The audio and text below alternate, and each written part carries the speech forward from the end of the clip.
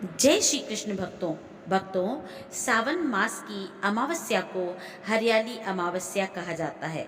वैसे तो सावन का हर दिन विशेष शुभ माना गया है, पवित्र माना गया है।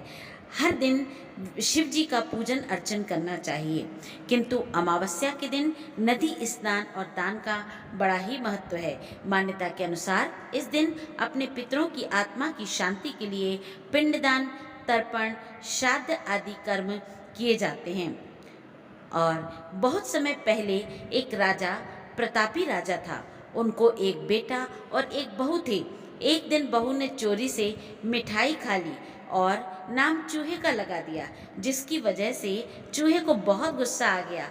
उसने मन ही मन निश्चय किया कि चोर को राजा के सामने लेकर आऊंगा। एक दिन राजा के यहाँ कुछ मेहमान आए हुए थे। सभी मेहमान राजा के कमरे में सोए हुए थे। बदले की आग में जल रहे चूहे ने रानी की साड़ी ले जाकर उस कमरे में रख दी। जब सुबह मेहमान की आंखें खुली और उन्होंने रानी की साड़ी का कपड़ा देखा तो हैरान रह गए। जब राजा को इस बात का पता चला तो उन्होंने अपनी बहू को महल से निकाल दिया। रानी रोज शाम में दिया जलाती और ज्वार उगाने का काम करती थी। रोज पूजा करती, गुड़धानी का प्रसाद बांटती थी। एक दिन राजा उस रास्ते से निकल रहे थे तो उसकी नज़र दियों पर पड़ी।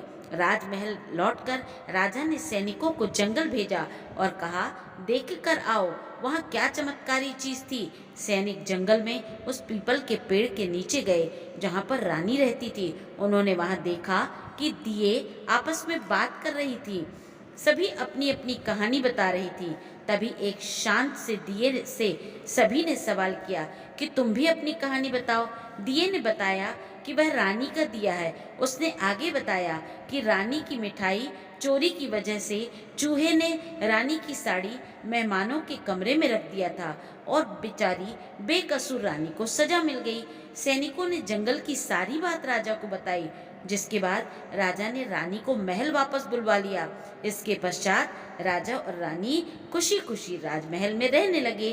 तो जिस प्रकार से रानी के सभी पाप नष्ट हो गए, भगवान ने उस पर कृपा की, इसी प्रकार से भगवान हम पर भी कृपा करें और हमारे सारे पापों को नष्ट करें।